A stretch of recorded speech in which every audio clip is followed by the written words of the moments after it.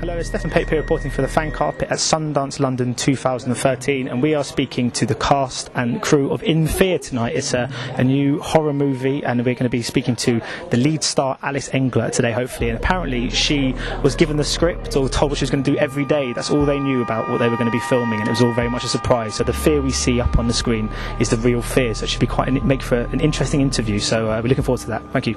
It is it's a psychological thriller, and the idea was to just try and create a psychology, in the actors, which meant that they were scared in the same way that we would be if we were in a similar situation. So I did it mainly without. I had a script, but I didn't give them a script, and I didn't tell them the story. They didn't know the ending. They didn't know what was going to happen. At all. So therefore, what I wanted to do, I had to hit certain genre beats, and that created a sort of, genuine fear, hopefully, but within that was a character-based psychological thriller, if that makes sense. What's it really about? What's it about? It's about two people who don't know each other very well, driving off into the countryside and become under threat from their own paranoias and from external forces, and it's, really about how much you're prepared to sacrifice yourself or someone else for your own good or for common humanity. And it's quite a fascinating technique not to tell the actors what's going on until the kind of day they arrive. Yeah. Was that a bit of advice you were given from a fellow filmmaker? Was that something that sort of just came to you? No, it's something I wanted to try it. Simple as that. I did it. Like I say, it's like, I just think it was the best way of doing this kind of story. So it had that authenticity that I was after. There's, it's a trying to, other people have used it for drama. It's it's a well-worn technique. But I think, it's unusual to try it with a genre where you've got to hit those beats. So therefore I did try and have more structure, more form to it. But it's something I'd always want. I tried it years ago for a TV movie about date rape, which was the same kind of thing about, the boy thought one thing, the girl thought one thing. So I just wanted to give it another go. And just finally, we're working here for a website called the Fan Carpet, so we're wondering, they're called the Fan Carpet. We're wondering, what is it that you're a fan of? What am I a fan of? I don't know, anything that's exciting, I suppose. That's broad and annoying, but there we go.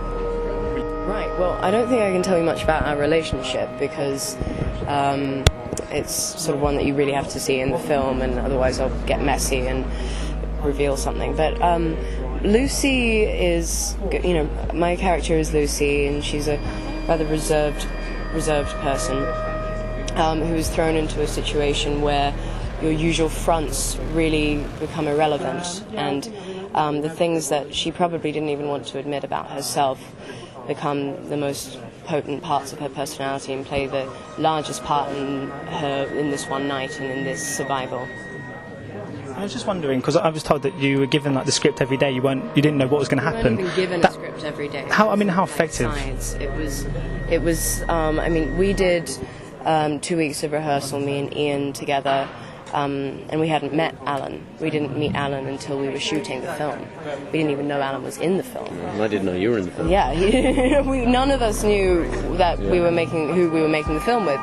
And so we did an extensive sort of rehearsal into who our characters were, and guided by Jeremy, and a lot of improvisation into that. And then once we started shooting, they would often send us out with instructions. They had, rigged cameras so that we could be sent out without a crew, and then come across situations that some of the booby traps they'd set up for us. It was insane. I still can't believe they actually managed to orchestrate it so well. Yeah, and it worked because it was very unique for me to be part of something like that, and I think we're all the same. Such an original experience. It is that, you genuinely it's very hard to know who to trust, even, in between takes and stuff, because you don't know how much they know or you know, and you don't know who's on your side, and that's very much what the movie's about as well. It's when people are thrown thrust together, and it's a fight for survival. Who do you trust, and can you even trust the ones that are closest to you? And also, I think reacting to a situation that, even though it may be familiar, what do you do when you're actually in that situation? How do you really behave? And I think that's why Jeremy's approach to a genre film and shooting it in this way, approaching it in this manner, was so, made it so fresh for us. And so the fear we see on the screen is genuine fear, then, I suppose. Genuine fear? Yeah. It's genuine fear. Ian cried. Ian cried? It's true. Yeah. I shouldn't say that, but I'm going to say it anyway. It's in the movie. He did cry. It's brilliant, yeah.